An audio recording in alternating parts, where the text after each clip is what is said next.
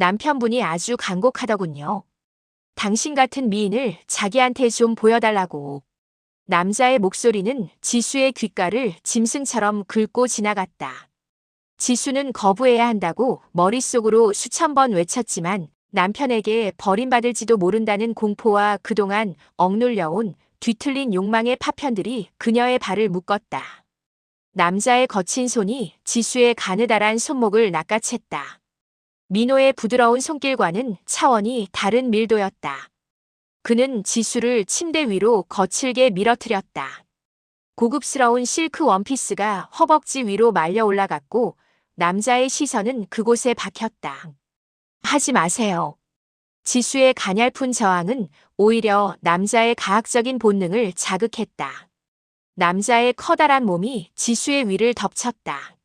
낯선 남자의 거친 수염이 지수의 연약한 목살을 문질러댔고 지수는 비명을 지르려 했지만 그의 두툼한 입술이 지수의 입을 막아버렸다.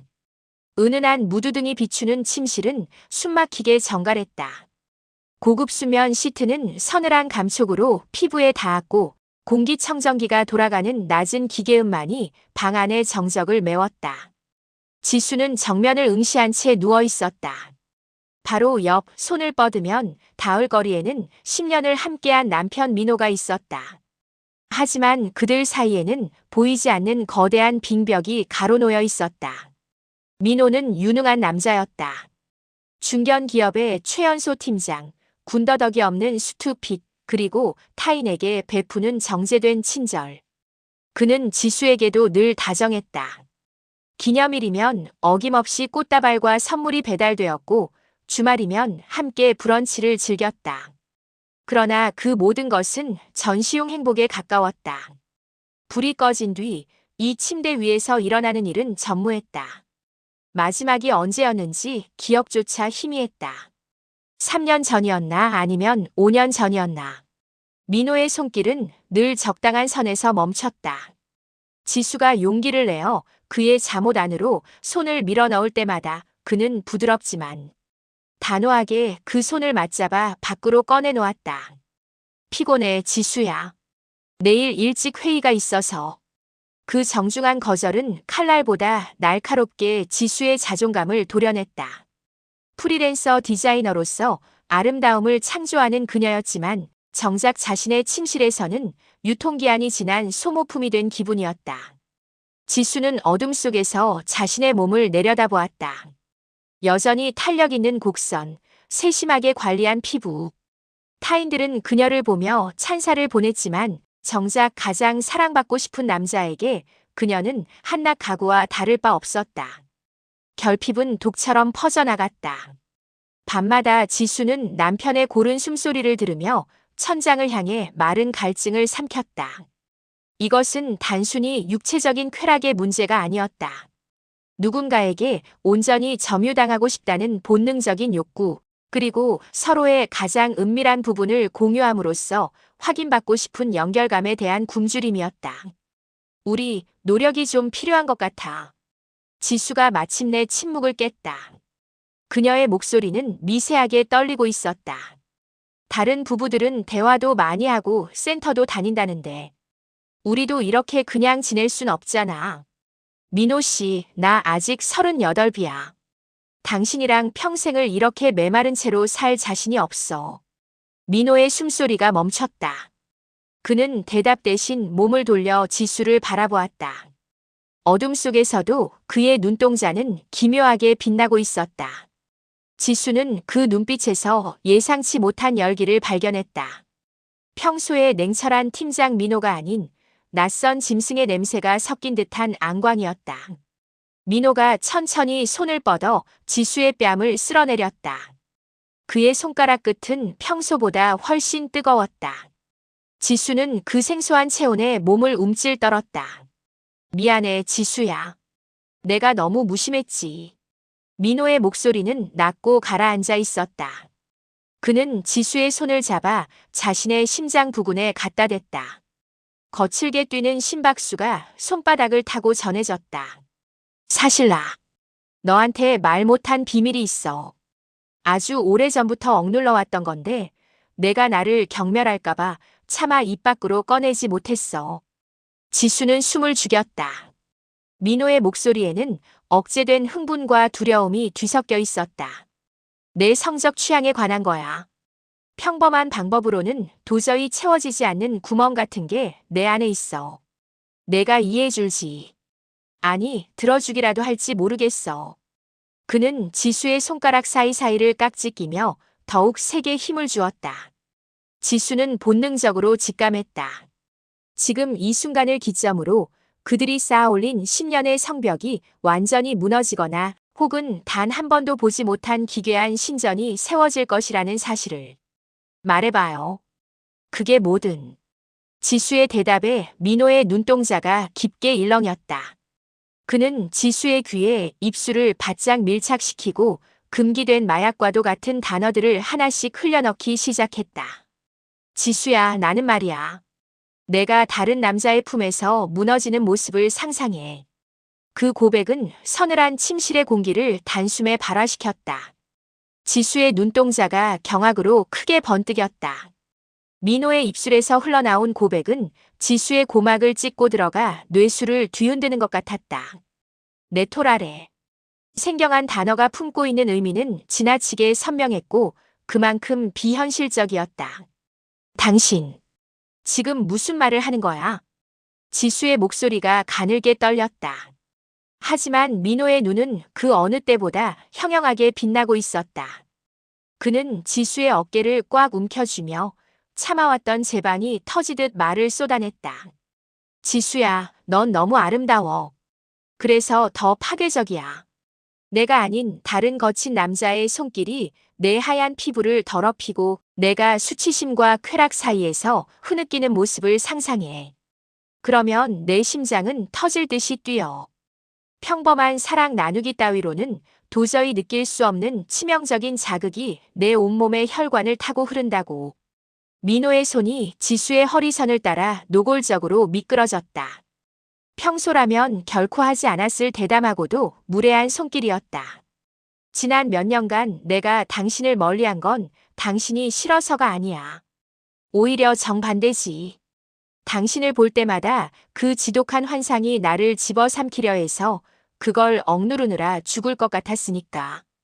혼자서 욕실 불을 끄고 내가 낯선 남자에게 유린당하는 상상을 하며 그렇게 겨우 버텼어. 지수는 머릿속이 하얗게 전멸했다. 구역질이 날 정도로 역겨운 이야기였지만 이상하게도 가슴 한구석에선 기묘한 해방감이 고개를 들었다.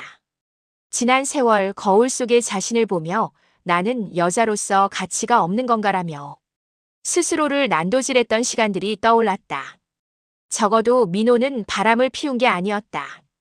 다른 여자를 탐내서 그녀를 거부한 것도 아니었다.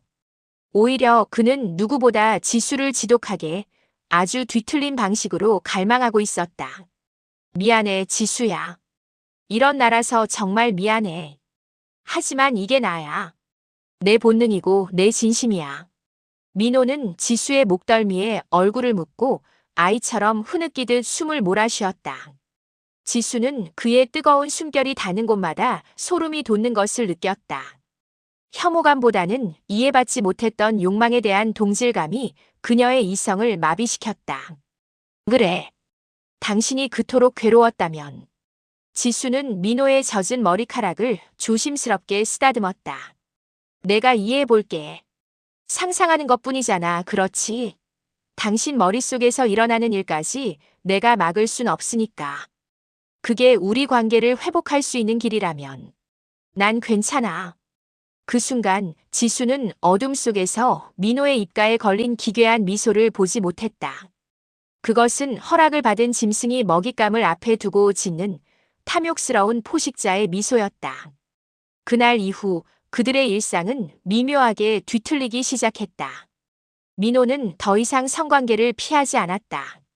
다만 그 과정은 예전과 완전히 달랐다. 민호는 침대 위에서 지수에게 끊임없이 질문했다. 지수야, 오늘 낮에 카페에서 그 남자가 널 쳐다보지 않았어.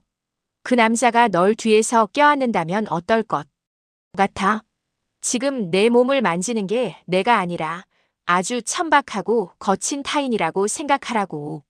민호는 지수의 귀에 대고 외설적인 묘사를 늘어놓았고 지수는 수치심에 얼굴을 붉히면서도 남편의 반응에 맞추기 위해 억지스러운 신음을 내뱉었다. 민호는 지수가 괴로워할수록 수치스러워할수록 더 폭발적인 반응을 보였다. 지수는 그것이 일종의 역할극이라고 스스로를 세뇌했다.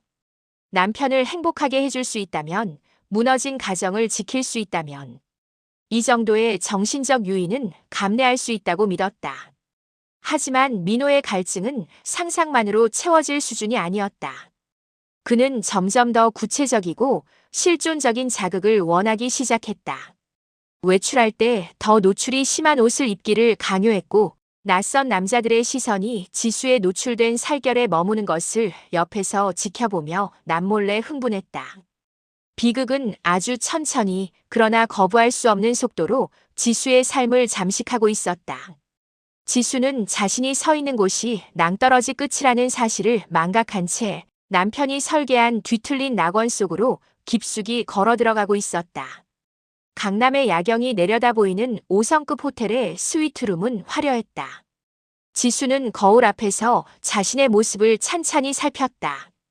민호가 직접 골라 선물해준 실크 원피스는 몸의 곡선을 노골적으로 드러냈고 얇은 어깨끈은 위태롭게 매달려 있었다.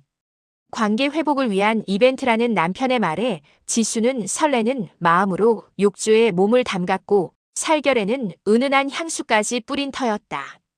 테이블 위에는 민호가 미리 주문해둔 샴페인이 차갑게 식어 있었다. 지수는 한 잔을 따라 마시며 창밖에 번쩍이는 불빛을 감상했다. 10년의 권태를 뒤로하고 다시 시작할 수 있다는 희망이 샴페인의 기포처럼 솟구쳤다. 그때였다. 딩동.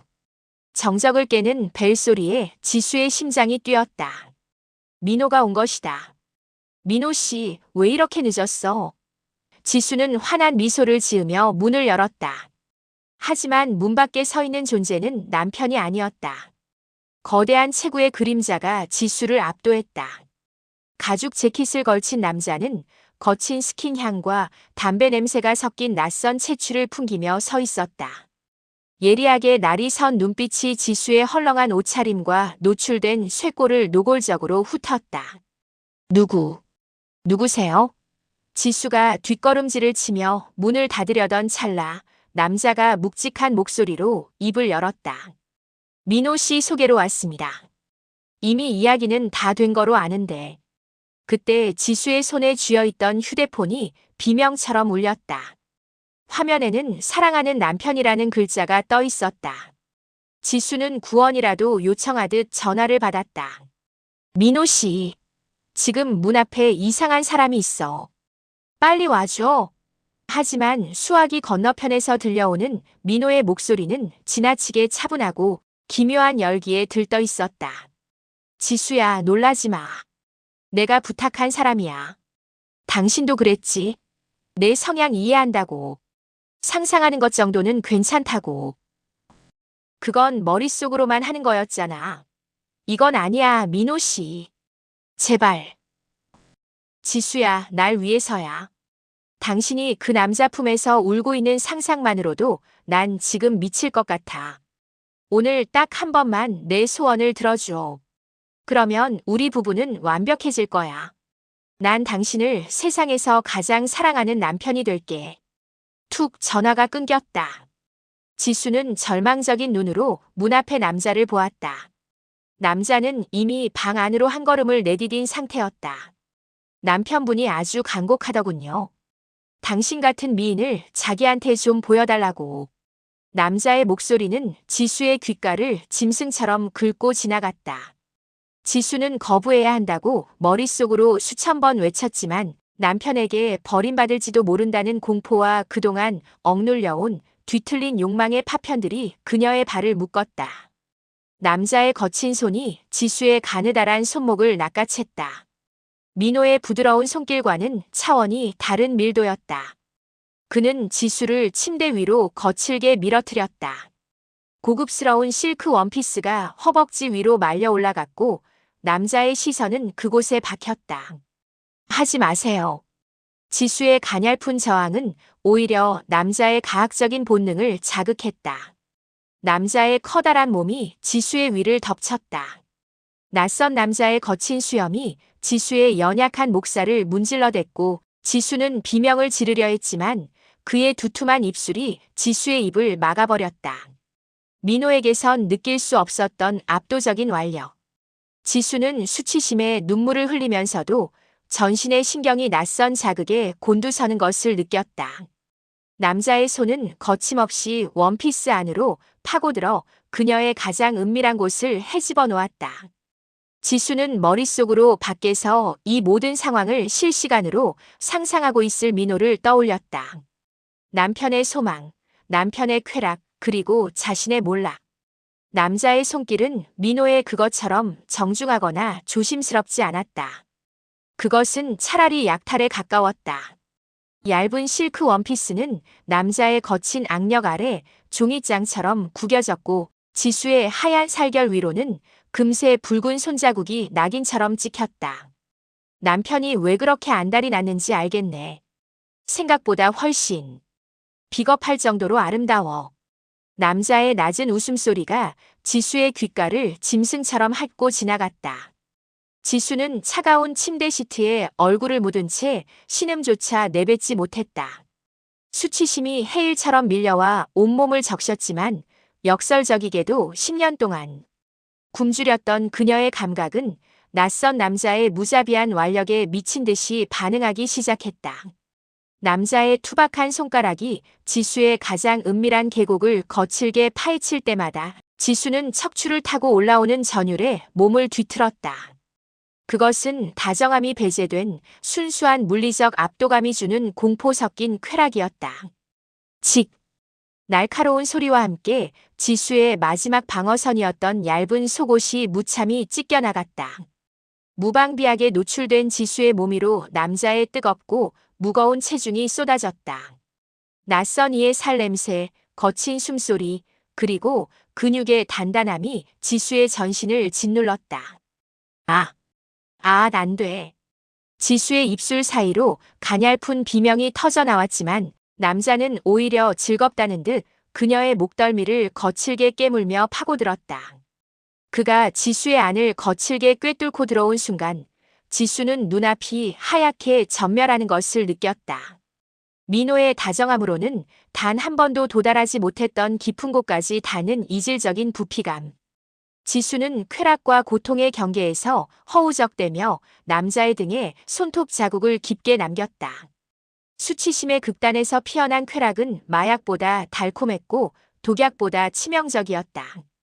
가장 잔인한 것은 이 순간에도 머릿속을 떠나지 않는 민호의 존재였다.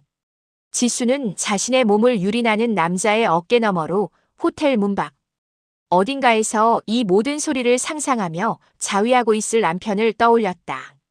자신이 파멸할수록 수치스러울수록 그리고 낯선 남자에게 굴복할수록 민호의 욕망이 완성된다는 그 비극적인 사실이 지수를 더욱 깊은 나락으로 밀어넣었다. 그녀는 지금 남편이 설계한 재물이 되어 타인의 품에서 타오르고 있었다. 더 크게 울어봐. 남편이 밖에서 다 듣고 좋아하게. 남자의 노골적인 도발에 지수는 절망하며 고개를 저었다. 하지만 몸은 배신하듯 남자의 리듬에 맞춰 파르르 떨리며 더 깊은 유린을 갈구했다. 땀방울이 뒤섞이고 거친 숨소리가 방 안의 공기를 뜨겁게 달구는 가운데 지수는 깨달았다. 이제 다시는 예전에 정결했던 지수로 돌아갈 수 없다는 것을. 그녀의 이성은 파괴되었고 남은 것은 타인의 체온에 본능적으로 반응하는 껍데기뿐이었다. 파멸의 맛은 비릿한 피냄새와 샴페인의 잔향이 섞인 채 그녀의 영혼. 깊숙한 곳까지 지워지지 않는 낙인을 새기고 있었다. 그날 밤 이후 지수의 세계는 색을 잃었다. 호텔방을 나오던 새벽의 공기는 소름 끼칠 정도로 차가웠고 옆에서 만족스러운 미소를 지으며 자신의 어깨를 감싸 안는 민호의 손길은 독사의 몸짓처럼 느껴졌다. 지수는 집으로 돌아오자마자 욕실로 들어가 살점이 떨어져 나갈 정도로 몸을 문질러 닦았다. 하지만 낯선 남자의 채취와 거친 손길의 감촉은 문신처럼 각인되어 지워지지 않았다. 결국 지수는 일주일 만에 가방 하나만을 챙겨 집을 나왔다. 민호는 현관문 앞까지 따라와 지수를 붙잡았다. 지수야, 왜 그래? 우리 그날 이후로 정말 완벽해졌잖아. 나 이제 당신을 볼 때마다 예전처럼 심장이 뛰어. 그게 우리가 원하던 거 아니었어? 민호의 눈은 진심으로 당혹감에 젖어 있었다. 그에게 그날의 사건은 뒤틀린 사랑의 완성체였지만 지수에게는 영혼의 사형 선고였다는 사실을 그는 끝내 이해하지 못했다. 지수는 그의 손을 뿌리치고 도망치듯 원룸 하나를 얻어 숨어버렸다. 좁은 원룸의 천장은 매일 밤 지수를 짓눌렀다. 암전된 방 안에서 지수는 그날의 기억을 수천 번, 수만 번 되감기했다. 왜 소리치지 않았지? 왜 그 남자의 뺨을 때리고 도망치지 못했을까? 그녀를 가장 괴롭히는 것은 민호의 강요보다도 낯선 자극에 무력하게 반응했던 자신의 신체였다. 수치심의 끝에서 느꼈던 그 찰나의 쾌락은 매일 밤 악몽이 되어 돌아왔다. 스스로가 불결하다는 자괴감은 송곳이 되어 심장을 찔렀다. 더욱이 그녀를 잠 못 들게 하는 것은 차가운 현실의 공포였다. 남편이 멍석을 깔아주었다 해도 어찌됐든 제3자와 육체적 관계를 맺은 것은 사실이었다. 법이라는 냉혹한 잣대 앞에서 자신이 유책, 배우자가 되어 위자료 한 푼 받지 못하고 쫓겨나게 될지도 모른다는 불안감이 그녀를 잠식했다. 민호는 이 공포를 이용하듯 매일같이 메시지를 보냈다. 지수야, 당신이 지금 혼란스러운 건 알지만 결국 우린 공범이야. 법적으로 봐도 당신은 자유롭지 못해. 내가 다 덮어줄게. 우리 이제 정말 행복해질 수 있어. 다시 돌아와. 민호의 메시지는 다정함으로 포장된 협박이었다. 지수는 휴대폰 화면을 응시하며 깨달았다.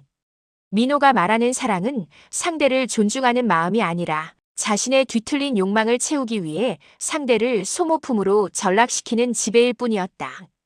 사랑이라는 이름으로 행해진 가스라이팅은 정면에서 휘두르는 폭력보다 훨씬 더 교묘하고 파괴적이었다. 그는 지수의 자존감을 서서히 갉아먹어 그녀가 스스로를 남편 없이는 살 수 없는 더러워진 여자로 믿게 만들려 했다. 하지만 지수의 마음 깊은 곳, 아주 미세하게 남아있던 생존 본능이 요동치기 시작했다. 아니, 난 피해자야. 이건 사랑이 아니라 유린이었어. 어느 비 내리는 월요일 오전, 지수는 초췌한 얼굴로 거울 앞에 섰다. 며칠을 굶어 푹 패인 볼과 생기 없는 눈동자가 비쳤다. 그녀는 떨리는 손으로 정갈하게 화장을 하고 가장 단정한 옷을 꺼내 입었다. 더 이상 숨어 지내는 것만이 답이 아님을, 이 지옥에서 나가기 위해서는 스스로 지옥의 문을 열어야 한다는 것을 직감했다. 지수는 미리 검색해둔 법률사무소 건물을 향해 걸었다. 빌딩 로비의 차가운 대리석 바닥 소리가 그녀의 심장 소리처럼 울렸다. 이혼 전문 변호사라는 팻말 앞에서 지수는 한참을 망설였다. 이 문을 여는 순간 자신의 가장 치욕스러운 비밀을 타인에게 낱낱이 고백해야 한다. 지수는 민호에게 온 마지막 메시지를 삭제했다. 그리고 떨리는 그러나 단호한 손으로 변호사 사무실의 문고리를 잡았다. 도와주세요. 제 인생을 되찾고 싶어요. 그것은 10년의 침묵과 한 달의 지옥을 깨고 지수가 세상에 내뱉은 첫 번째 진심이었다. 비극의 끝자락에서 그녀는 비로소 자신을 구원하기 위한 길고도 험난한 싸움을 시작하려 하고 있었다. 여러분의 생각은 어떠신지요? 구독, 좋아요 부탁드립니다. 고맙습니다.